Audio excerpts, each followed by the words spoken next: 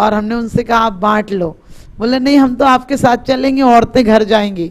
आप देखिए उन लोगों ने 14 किलोमीटर हमें नाच गा कर विहार कराया। वो अपना ढोल लिए थे, मजीरे लिए थे और 14 किलोमीटर का विहार कराया। अब आप बताओ आप अच्छे जैनी हो कि वो अच्छे जैनी है? तुमसे कह दूं तो 2 किलोमीटर नहीं जाओगे हैं, वो भी मुंह देखोगे कोई जा रही गाड़ी तो चले जाएं।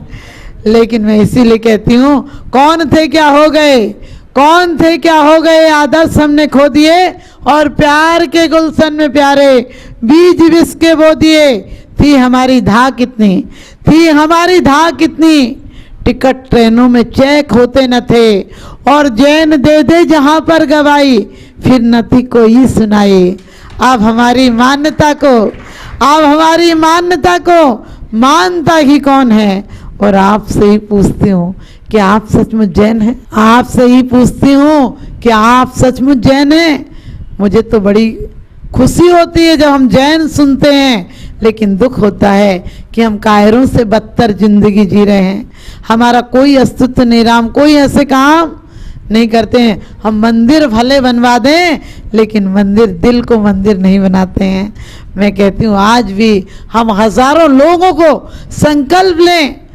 आपको पता हम कहीं से भी निकलते हैं किसी से भी ऐसे ही कह देते हैं भैया आप, कोई हमसे बीमारी का इलाज भी पूछता है हम वैसे ही बोल देते हैं भैया आप ऐसी चीज़ें मत खाना, ठीक हो जाओगे। और क्या पता वो ठीक भी हो जाते हैं, मुझे पता नहीं होता ठीक होंगे कि नहीं, हम ऐसे ही कह देते भैया ये चीज़ तो नहीं खाते हो।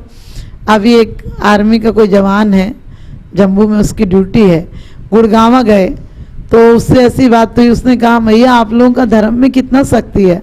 हमने कि क्यों? कहने लगे वो 2 साल पहले भी आया था, मैंने ऐसे उसको कह दिया था बज्र पंजर पढ़ना, उसके बच्चे के कोई बाल बुल नहीं है तो उस दिक्कत है उसको। और आप देखिए वो 2 साल बाद अभी हम गुड़गांव आए ना, इधर आए थे तब वो कहने लगा वो ठीक हो गया, मेरी पत्नी को फालिज था वो ठीक हो गया। और कहने लगा मैं 108 बार पढ़ता हूँ। उसके बच्चों को इतनी सारी जैन स्तुतियाँ याद हैं। मैंने कि बताओ हम जैन अपने धर्म को क्यों नहीं चमकाते हैं? आप सबको यही कहूँगी अपने जीवन में, क्योंकि जैसा कि कहा दान नहीं देते हैं, धर्म नहीं करते, त्याग नहीं करते, भोग नहीं करते हैं, तो समझ लेना भोग का मतलब वो भोग नहीं है। धन भी शुभ लाभ है, लाभ शुभ नहीं है, ध्यान रखना, शुभ लाभ है। यदि शुभ के साथ धन है तो लाभ का कारण है, और यदि अकेले लाभ है शुभ में नहीं लगा तो समझ लेना तुम्हारा लाभ भी बेकार है।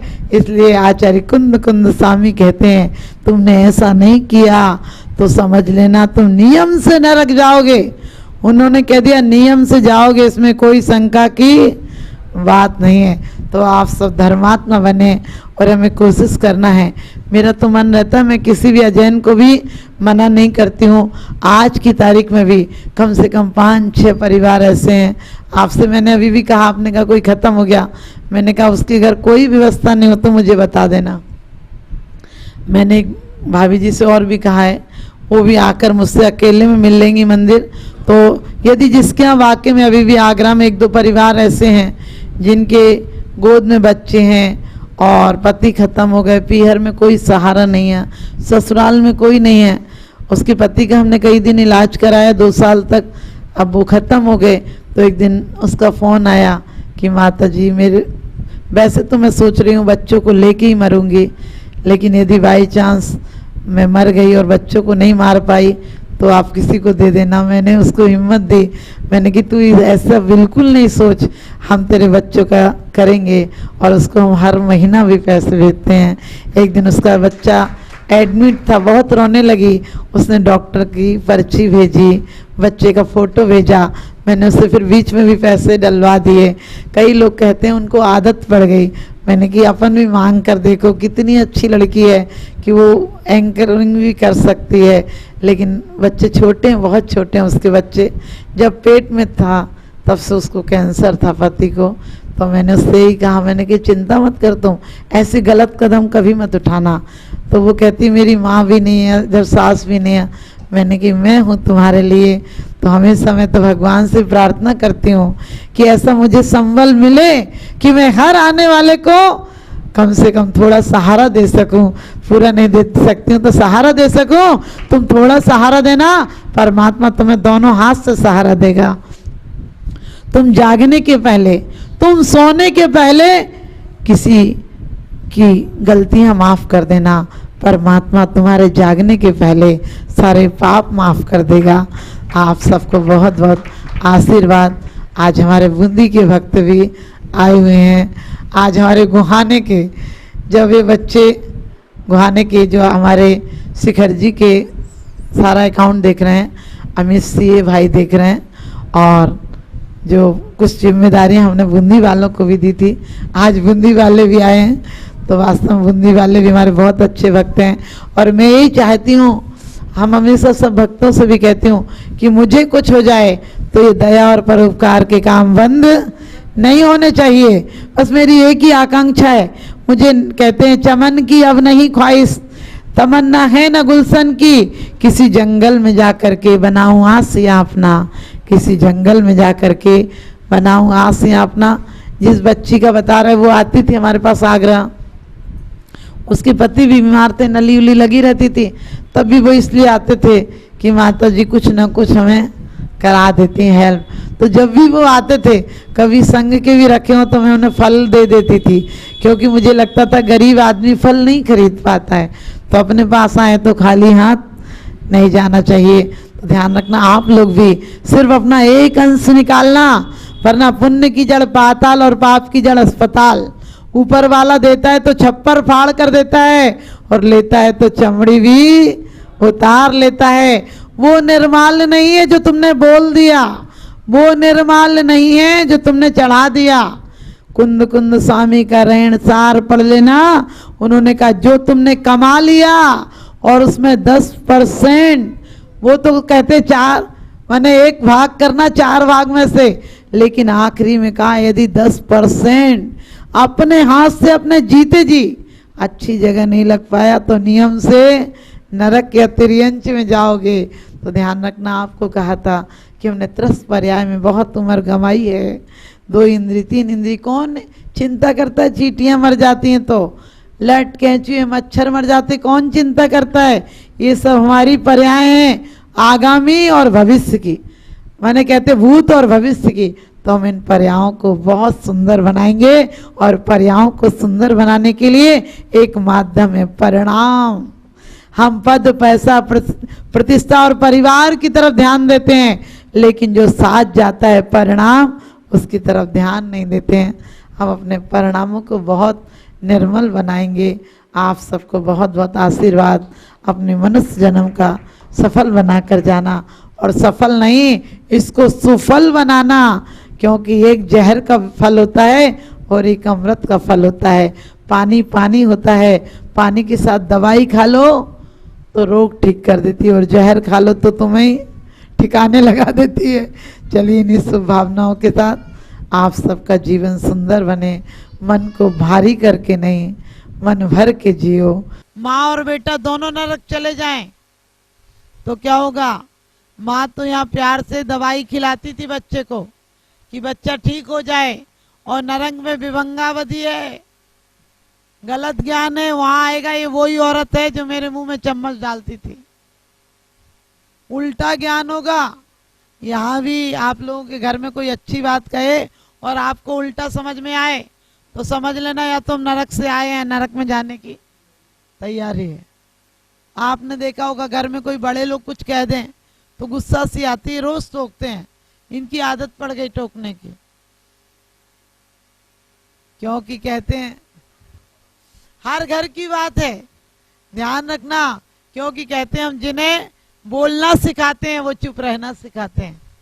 हम जिन बच्चों को बोलना सिखाते हैं वो चुप रहना सिखाते हैं, जिन्हें गिनतियां सिखाई थी वो गलतियां गिनाते हैं।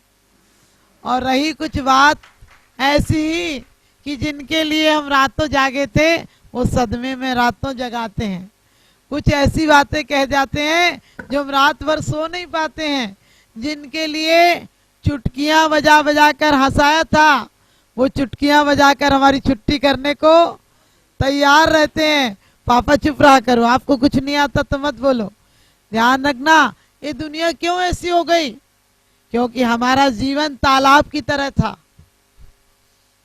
हमारे बुजुर्ग, आप लोगों के बुजुर्ग और पहले 100 साल पहले लोग रिश्ते भी अपने कस्बे में ही कर लेते थे, अपने गांव में ही कर लेते थे, क्योंकि वाहनों के साधन नहीं थे। सब एक दूसरे को जानते थे और उसी में रिश्ते हो जाते थे। सब लोग सामान्यता से जी लेते थे। आज रिश्ते इतने बिगड़ रहे हैं क्योंकि आपको सिस्टम पता है, आजकल ऐसे ऐसे सिस्टम चल गए कि सारा काम तो पहले ही हो जाता है, फिर बाद में माथा ही फोड़ी रहेगी। सोच कर देखो, ये पश्चिम की सभ्यता है, पूरब में नहीं चलेगी, और पूरब के लोग अपनाएंगे तो ऐसे हो जाएंगे जैसे अपंग व्यक्ति होता है। एक बच्चे ने हमसे पूछा कि माता जी, पश्चिम में तो बहुत प्यार होता है, हमारे यहाँ झगड़ा क्यों होता है? हमारे यहाँ पति पत्नी में झगड़ा क्यों होता है? हमने कि बेटा पूरी जिंदगी चलाना होता है, इसलिए कुछ नमकीन कुछ मीठा होता है। और वहां बोले वहां तो बहुत प्रेम होता है पति पत्नी में, जो भी समझिए। तो मैंने कही वहां कोटा 2-4 साल में ही पूरा हो जाता है, इसलिए फिर तलाक हो जाती है। मैं ये नहीं कहती कि तलाक और प्रेम वाली बात, लेकिन हमें अपने आप को कहा कि पहले हम बाप से पूछने की हिम्मत नहीं होती थी, माँ से कहते थे, माँ पिताजी से पूछती थी, तब कहीं जा पाते थे। फिर समय बदला, बाप से कह के जाने लगे, फिर माँ से कह के जाने लगे। आज ये समय आ गया कि माँ बाप की हिम्मत नहीं होती पूछने की कि तू कहाँ जा रहा है। लेकिन ध्यान रखना, ऐसा कभी इसको बहुत अच्छी तरक्की मत समझना, ये अवनति की निशानी है। क्योंकि पति पत्नी जा रहे थे कहीं, आजकल पत्नी को कहने की जरूरत ही नहीं पड़ती, पति निपटा देता है। कहते हैं अगर पैदा न तू होता तो मैं संतोष कर लेती। एक माँ कहती है कि यदि पैदा न तू होता तो मैं संतोष कर लेती, दोष भगवान को देती, जरा सा रोष कर लेती, मगर बेटा तेरे रहते हुए मेरा अपमान हो जाए, रहे खामोश बेटा, यूं बहू कुछ भी तो कह जाए। लेकिन आजकल तो बेटा ही कह देता है।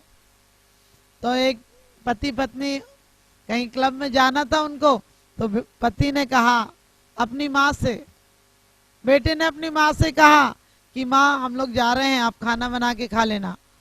माँ बुजुर्ग थी, गांव की थी, बोली बेटा मुझे गैस चलाना नहीं आता है, सिर्फ मेरी रोटी सेक जाएगी, मैं किसी चीज़ से भी खा लूँगी।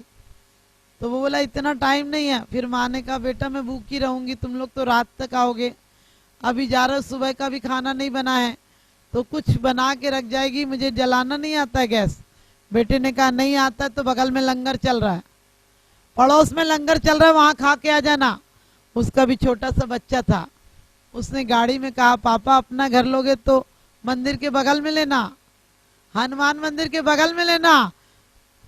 उसने पूछा बेटे से क्यों कह रहा है ऐसा? बोले पापा दादी तो आज खा लेगी, तुम लोग रोज खा लिया करो। बच्चे कार्बन कॉपी की तरह होते हैं, आप जो करोगे बच्चों पर तुरंत अंकित हो। बड़े बड़े आजकल वैज्ञानिक कहते हैं कि तुम्हें क्रोध में आए तो खाना मत बनाना और क्रोध में कभी मत खाना। आज ये मोबाइल क्या पूरी आफत की घर है, माल भेजना है, किसी से पेमेंट मंगाना है, सारा काम उसी समय रहता है। हमारे शरीर इसलिए रोगी हो गए कि हम लोग बहुत सारी ग्रंथियां हमारे अंदर विकार उठते हैं, हम कह नहीं पाते हैं, अंदर अंदर घुटते रहते, वे वजह की चिंता करते हैं। इतनी चिंता की कोई जरूरत नहीं जितनी अपनी चिंता करते हैं। आराम से व्यापार चल रहा होगा, बोले एक फैक्ट्री और लगाना है, उसमें फिर लोन लेना है, उसके बाद उसे चुकाना है, चुकाते चुकाते आदमी कमाता है, दौड़ते दौड़ते कमाते कमाते धन धन धन धन करता है और एक दिन निधन हो जाता है। हम बच्चे को जिंदगी भर दौड़ाते हैं। बचपन में माँ बाप कहते हैं आगे बढ़ जा, आगे बढ़ जा, कुछ बन जा। फिर पत्नी कहती और आगे बढ़ जाओ, व्यापार बढ़ाओ, ये करो वो करो। उसके बाद बच्चे कहते पापा कुछ तो करो। फिर बुढ़ापे में कहते हैं नाती पोते बाबा कुछ तो करो। और वो करते करते क्या होता, इतनी दौड़ने की आदत पड़ जाती है कि फिर बुढ़ापे में आता है अब यहाँ तो कुछ नहीं जोड़ पाए, स्वर्ग में ही चलो। हर आदमी स्वर्ग में जाता तो नरक में कौन जाएगा? लेकिन हम इस जीवन को स्वर्ग बनाएंगे, परिवार में छोटी सी जिंदगी है, तकरार किस लिए रहती है, दिलों में दरार किस लिए है, साथ कुछ पलों का फिर सब जुदा जुदा, इसलिए जिंदगी में खार बिछाएं किस लिए, छोटी सी बात का छोटा सा जवाब है, छोटी सी बात का छोटा सा जवाब है। हम खुद खराब हैं तो जमाना खराब है, हम खुद खराब हैं तो जमाना खराब है। हम देखो किस तरह से हमारा जीवन है, हम दुश्मन को मिटाना चाहते हैं, हम दुश्मनी को नहीं मिटाना चाहते हैं। दुश्मनी को मिटाना है तो मुस्कुरा के कुछ बात कहना सीख लो। अपनी जिंदगी में क्रोध की आदत मत बनाओ, वरना लोग कहते हैं हमारे तो नेचर में हो गया, हम तो आता ही है क्रोध। ऐसे करोगे तो बुढ़ापे में कोई बात करना भी पसंद नहीं करेगा, लोग कहेंगे इसकी तो आदत है चिल्लाने की, कौन सुने उनकी, पागल समझ लेंगे लोग घर के तुम्हें। इसलिए कोशिश करो, कहते तुम्हारी शान घट गई होती कि रुतबा घट गया होता, जो गुस्से में कहा तुमने वही हंसकर कहा होता, वही हंसकर कहा होता। अपने जीवन को सांप जैसा मत बनाना, बिच्छू जैसा मत बनाना, गोंच जैसा मत बनाना, मच्छर जैसा मत बनाना। मैं नहीं कह रही हूँ, कुंद कुंद आचार्य का रहन सार उठाकर देख लो, उन्होंने कहा है मिथ्या दृष्टि जीव सांप जैसा होता है, बिच्छू जैसा होता है, कुत्ता जैसा होता है, मच्छर जैसा होता है, जोंक जैसा होता है और गधा जैसा होता है। समझ गए? गधा की गलत धारणा होती है, हम जरा सी बात में गलत धारणा बना लेते हैं किसी के प्रति। कोई ने जय जिनेंद्र नहीं किया, बोले बड़े ऐंठ में जा रही थी, हम तो आगे से बोलेंगे भी नहीं। अरे हो सकता उसे कोई टेंशन थी, तुम जय जिनेंद्र कर लेते, क्या बिगड़ जाता। कोई ने तुम्हारे पैर नहीं छुए, बोले मुझे क्या पड़ी, नहीं छुए तो आज से रिश्ता ही खत्म। किसी ने तुम सोच के गए थे कि बहुत अच्छी मिलनी होगी और थोड़ी बहुत कम हुई, तो कहने लगे ऐसा पता होता तुम जाते ही नहीं।